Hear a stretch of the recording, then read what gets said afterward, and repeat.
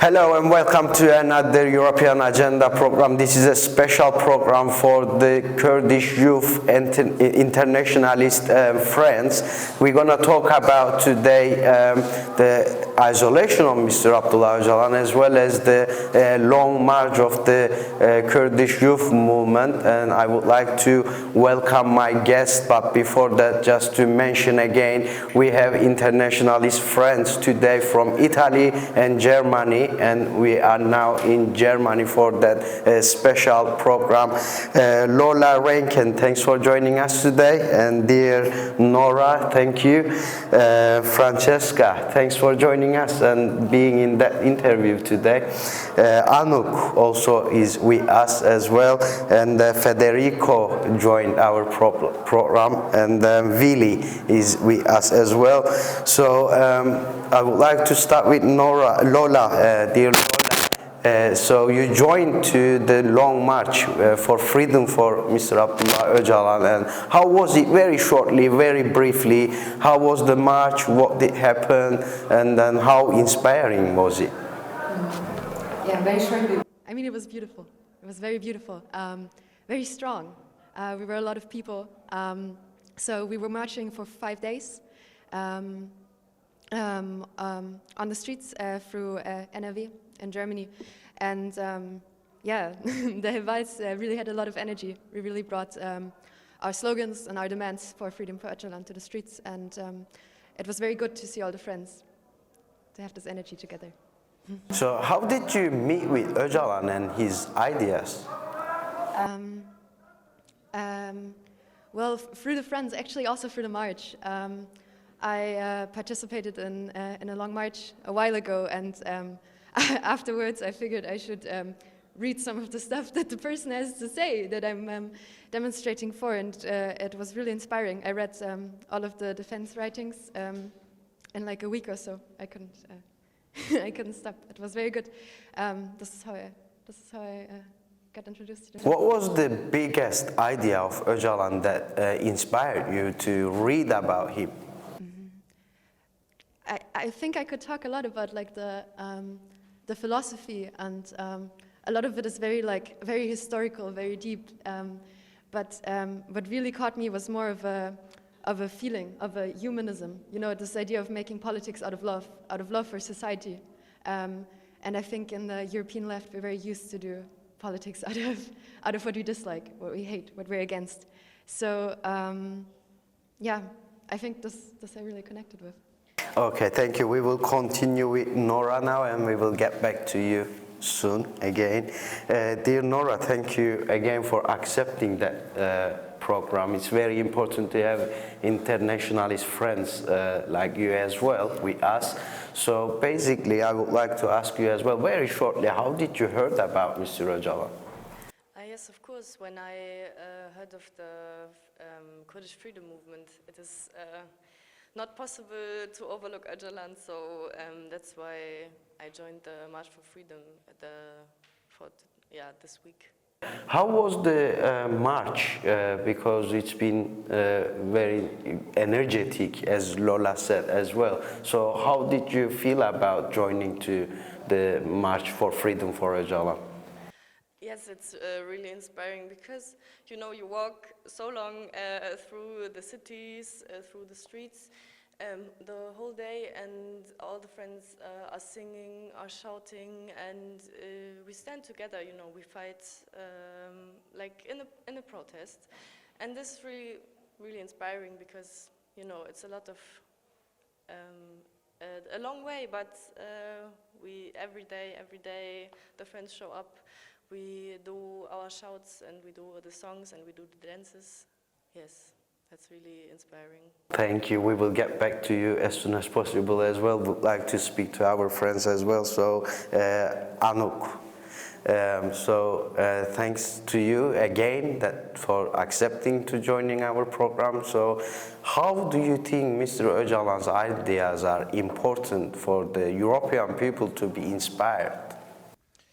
I think Abdullah Öcalan writes a lot about societal problems. I mean, he bases his ideas around an analysis of Kurdistan, but also the history of the whole world. And similar to that, also solutions to problems that are happening around the world: patriarchy, states, capitalism, the ecological catastrophe. I think for that, Abdullah Öcalan presents solutions. And I think for that it's not only inspiring, but really important to look at his works, to look at the solutions that are being worked on in Kurdistan, in the revolution, in his writings. So I think that's a really big hope, actually, for finding solutions to these problems, which capitalism in Europe, the Europe society, has not found yet. So why do you think Öcalan should be free? I think he's a spokesperson for a lot of people, for a lot of Kurdish people, of course, but also for a lot of people, democratic people around the world. And of course, his personal conditions are horrible. It's a torture system on Imrele. That's one of the reasons why he should be freed immediately.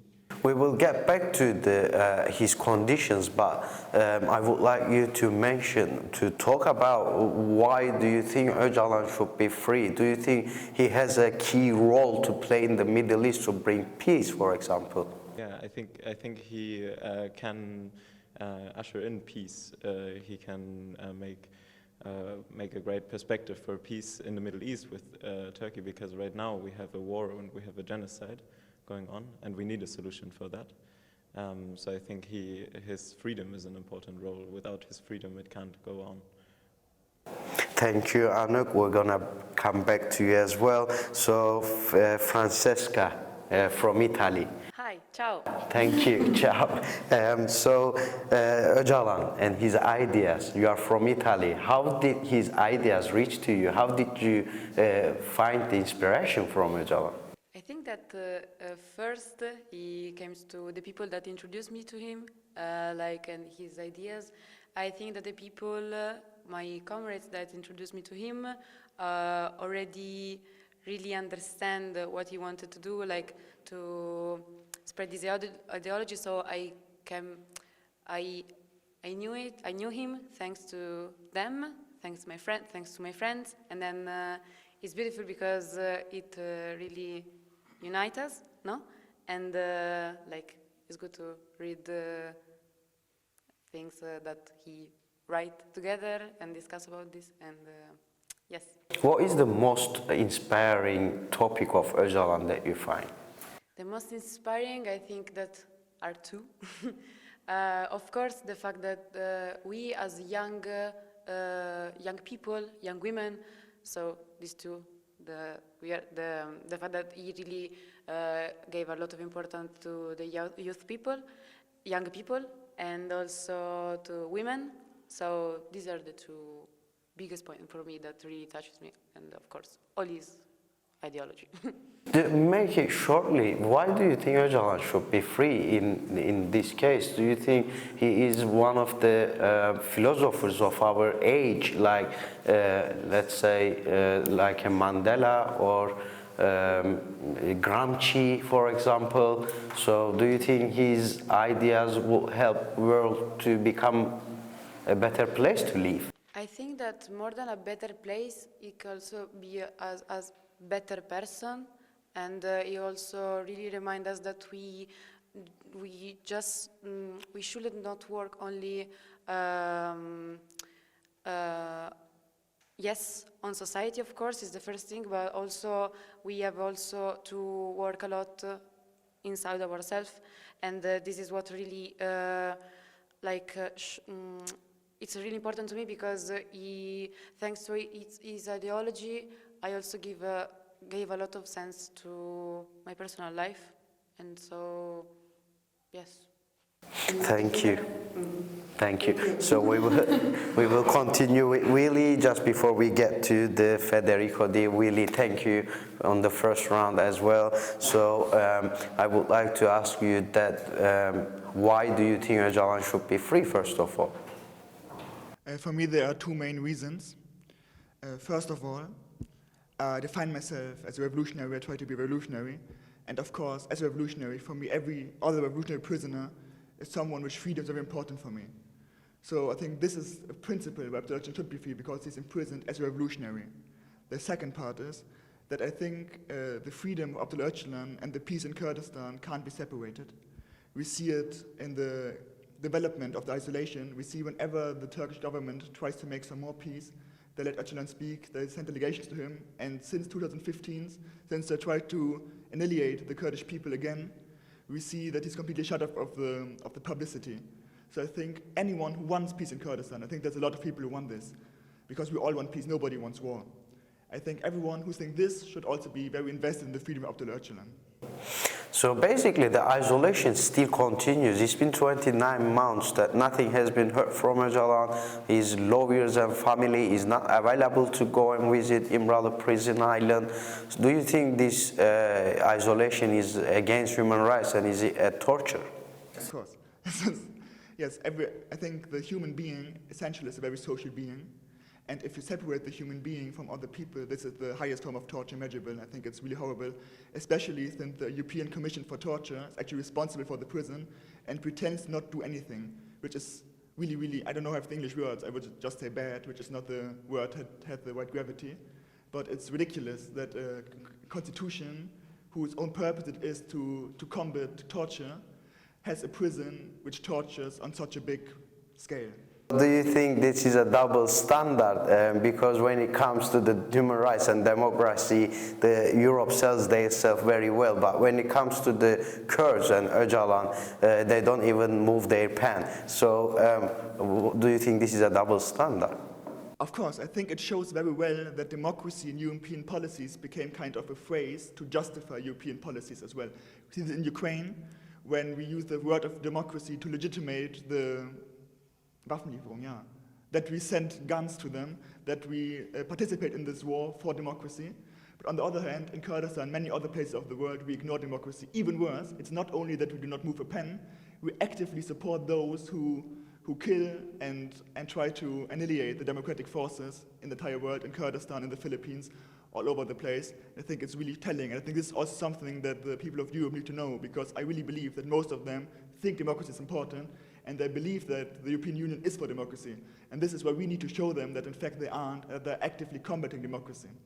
Thank you, Willy. We will continue with Federico and get back to you soon. Dear Federico, again, thank you for joining us. And how important do you think Öcalan's freedom, and also, as you know, the PKK, delisting the PKK is also has an impact on Kurdish people as well in the Middle East. So to bring peace to the Middle East, Öcalan should be free, PKK should be delisted. How important for you these two main topics?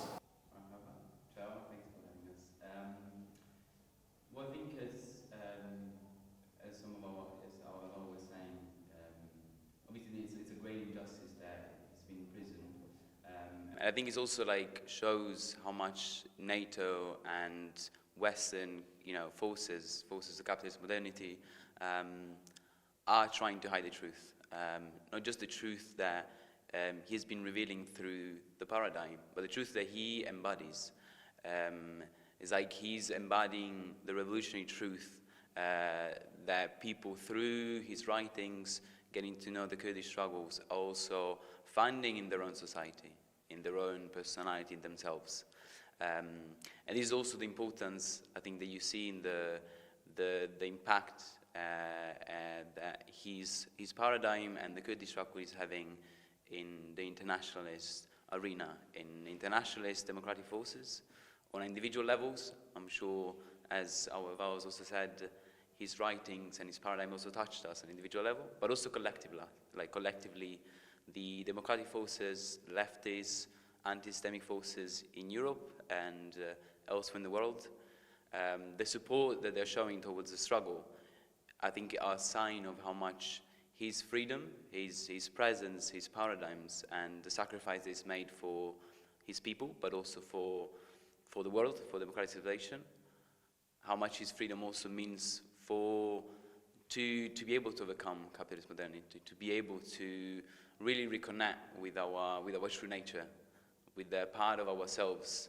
that historically has been appropriated and colonized, but has always been there, and I think him being out practical and a very crucial moment, as you said, in the Middle East, with everything also is going on, for example, in Israel and Palestine, and also remembering the connection, the historical connection that there was between like Palestine freedom fighters and Kurdish freedom fighters. I think it's a very important moment now to demand this freedom, so that peace can be brought also in that part of the Middle East. Very shortly, as you know, Kurds has been fighting against ISIS, and then it's the Kurds that created the Xinjiang Azadi movement as well. So it's the democratic confederalism that makes the today from the roots that come out as a Rojava. So it's the Kurdish movement, it's the PKK. Has all this ideology via Mr. Abdullah Öcalan. So how important do you think to delist the PKK? Very shortly, please. Well, I think it's a process of like trying to shift a bit what we understand as terrorism, and it's trying to maybe show a different story about the PKK, about the story of the fight of the PKK, a fight for truth. And I think the fact that they're enlisted as a terrorist organization again shows the threat that this truth, that this struggle for free life is causing to capitalist modernity. And then bringing an organization that is truly fighting for a free society, for free communal life. I think it's a way forward also to influence the public, the general public, and in a way out these multiple crises that we're facing. Thank you, Federico. We get back to Lola. Lola would like to ask you about the woman's paradigm ideology of the Mr. Abdullah Öcalan, how inspiring it is for you, and do you think it is also inspiring for the European women movements as well? Because today, as we can see, the feminist movements are joining to the women movement of the Kurdish society. So how would you like to evaluate of the Mr. Abdullah Öcalan's free woman paradigm? Thank you for that question, really. It's so interesting because, you know, coming from a Western country that really prides itself a lot on having freed women, you know, I thought I was so free. I could buy what I want, I could have relationships with who I want, and I could, I don't know, get the job in capitalism that I want to get. And then, like, kind of the last source where I thought that I would get to learn so much about myself and my own liberation was from a man who comes from a completely different culture than me. But what I really, like the paradigm of Abdullah Öcalan really helped me understand is that women's liberation is the liberation of society. It goes so much deeper. Like, you know, Öcalan talks about freeing women, and he's like, okay, let's go 10,000 years back in history and analyze where this comes from, and look at what values our society is built upon. And I think in this regard, it's very, very important, because it's so much more than just this individual freedom that is propagated by feminism in our countries a lot of time. It's really this question: how can all of us be free? How can we create a new human being, a new society that is free, that is built on different values? And sorry. Yeah, this is it's very important to me, and it's very inspiring. And I think especially European women can learn a lot from this, because we are so imprisoned in our freedom. We are so imprisoned in our so-called freedom and capitalism. Yes. Thank you, Lola. We will get back to you. Continue with Nora. Dear Nora, as you supporting the Kurdish struggle and freedom for Öcalan as an internationalist supporter, as a friend of Kurds, Kurds used to say Kurds has no friends, only mountains. But now millions of people are supporting the Kurdish struggle.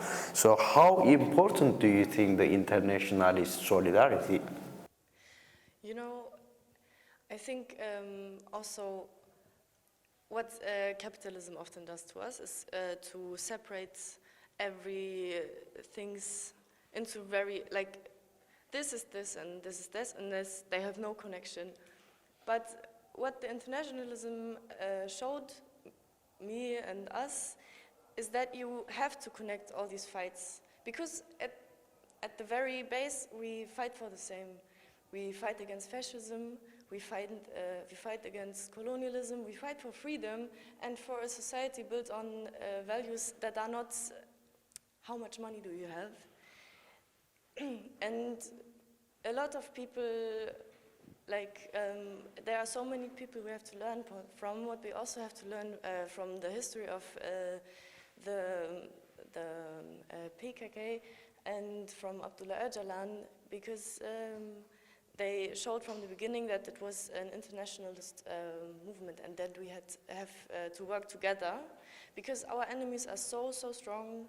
But yes, we have big dreams and big hopes, but it is not impossible to really move something for the better and to have freedom for the Kurdish people, but also for the women and essentially like all the other people in the world. The role of Europe then, if you want to talk about it. So basically, why do you think that double standards apply to Öcalan, but when something bad happens in Europe, it's all over the news, all over the TV, but every day people has been killed in Kurdistan, and every day Mr. Öcalan facing deep torture but with isolation. So why do you think they're keeping silence about it? Do you think it's political reasons? Of course, because you know, Europe, they say it's for democracy, but they also just try to strengthen their state.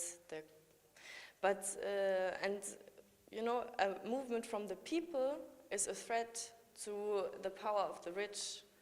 So of course they try to bring it down, and it's really cruel because, you know, for example, Germany, they say we do feminist politics, but we have a feminist movement in another part of the world, and you hear nothing, you see nothing, they do nothing, and it's except for making it worse. And then they print like cards with Jinja and Azadi and pretend that they like really support it, but they vote against everything that would really support it. So it's full of double standards, and you can really see how cruel it is when you look closer. Thank you. So just before we get to the last tour, would like to ask Anuk as well. As you know, everywhere has concerts about freedom for Öcalan in Italy, in Spain as well as there is different protests. And why still do you think Europe is silent about the isolation on Öcalan? Very shortly, that one. I think Europe has a deep connection with Turkey. I mean, Germany especially, where I'm from, has a strong connection with Turkey that goes back over 100 of years, and they're really holding together. So they are also, Turkey is the prison guard of Imrele, but Europe is also holding up to the Öcalan in prison because they're not doing anything, because they're supporting this torture system in Imrele. So I think they're profiting from it because Turkey is doing things for Europe. They're holding back refugees for Europe. They're exchanging money and stuff like this. So what else needs to be done to free Öcalan? Very shortly. I think the people in all of Europe need to strengthen the protest, strengthen the demand for freedom for Öcalan. And they need to come together because the European governments, they don't want to do anything. But if the protests are strong enough, then they will have to act. Then they will have to act on the behalf of the freedom of Abdullah Öcalan. So I think we need to strengthen that protest. Thank you, thank you. Francesca, I would like to ask you as well, how important today of the Öcalan's ideas for the European people, how would you going to evaluate that, especially for the youth movements? I think that we should understand that is something that, like my comrade was saying, is something that will free us. So it's not like to oppress, it's just to make us free, to make more aware of this. So I think that is something that everyone's need. So just to have a better life, or is it for the future of the humanity, basically? Because as you can see, Öcalan has ideas about ecology, for our ecologic system, free woman paradigm, as well as the democratic confederalism, which is known as a stateless democracy. So the states has the police and armies as well that creates the wars. So how important do you think this idea? It's important because he makes us open the eyes, in the sense that when he talks about his ideology, he talks about something that already we have lived, like 5,000 years ago.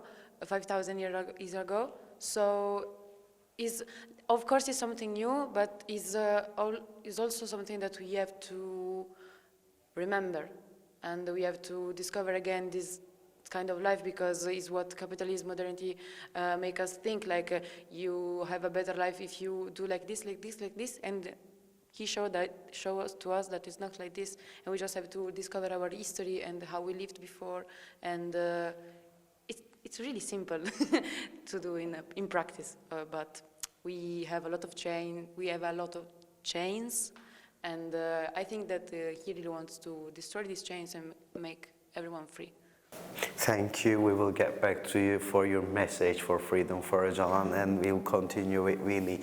Willy, the reality is known and said very well, how the CPT and the European Council, European Parliament, and the European states are approached in profiting with Öcalan's isolation, basically. So, but what would you like to say about the position of the Europe and the position of Mr. Abdullah Öcalan and the reality of the isolation? How would you going to evaluate that, how it should be ended up? Yes, so the position of Europe is, of course, as like the most big power of capitalism, together with the United States. And because they are this power, of course, an attack on capitalism is also an attack on them. So, as you already said, they feel directly threatened by this movement, by the PKK movement, and by their representative, Abdullah Öcalan. They threatened him, so they put him in this prison together with other factions. They put him in there. So I think it's not of much use to talk to the states when we want to free Abdullah Öcalan, because they won't do it, because they profit from it. I think what we need to do is to sensibilize our people, the people of Europe, and to make clear to them that this imprisonment is also imprisonment of their freedoms, and that if they want to escape of this unfreedom that we live in Europe, and they want to escape from this capitalist mess, I call it mess now, they also need to work on this. They also need to free them, and I think if we make this conscious for our people, this will be a big step in the right direction, and maybe we can even put on so much pressure that the European Union needs to release them. Anything else I didn't ask, or anything else you would like to add on about freedom for Öcalan? That's a big question. Yes, to make it short, I think, of course, the revolution in Rojava is very deeply connected to his ideas. And I think it's very important for the European, especially for the European left, to put their focus also back on Rojava, on this part of the Kurdish revolution, because we see right now that it's being mostly forgotten, that we see daily airstrikes in the revolution, that we right now saw a small invasion of regime-affiliated forces in the region, and we see that the left in Europe and the European people forget about this, do not rise up about this. And I think this is also a consequence of this imprisonment, because, as we said, they want to imprison his ideas, and they also want to imprison the revolution. So we need also raise awareness on the revolution and to actively defend it as well. Thank you. We will get back to you as well. Federico, lastly, can we get your Freedom for Öcalan message?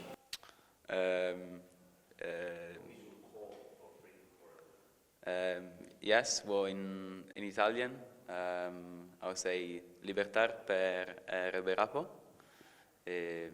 Vigi Serocamo. Thank you. Lola, we get back to you for the last round.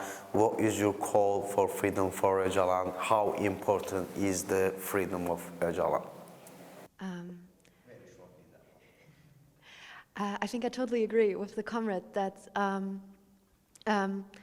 the state capitalist system will always act in their interest, and it's not in their interest to free Öcalan because he's a threat to them. But this is why we have to build up a strength. And if we are strong enough as a movement, then we can force them to act. And this will go through political means, maybe through the European Court, but we cannot solely rely on that. We need to build up strength by ourselves. We need to protest. We need to organize. We need to get together, go to the street, and demand freedom for Öcalan. Thank you. Nora, what is your message? So when we look at the world, it's sometimes so much of the things that we recognize, okay, this is bad, but we have to listen to a call of hope, because it's all we have, and it's something way stronger than we often think. That we have to hope, and that we can also gain our strength through it.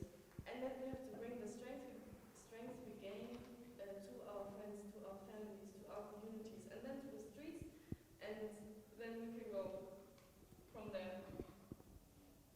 Thank you. We continue with Anuk. Anuk, what is your message for Freedom for Öcalan? Lastly, shortly, briefly. I think especially the youth of Europe, the Kurdish youth, they need to come together and demand freedom for Reberapo, because he's also the leader of the youth, he's the leader of a revolutionary and free life, and I think this should be the first event. Thank you.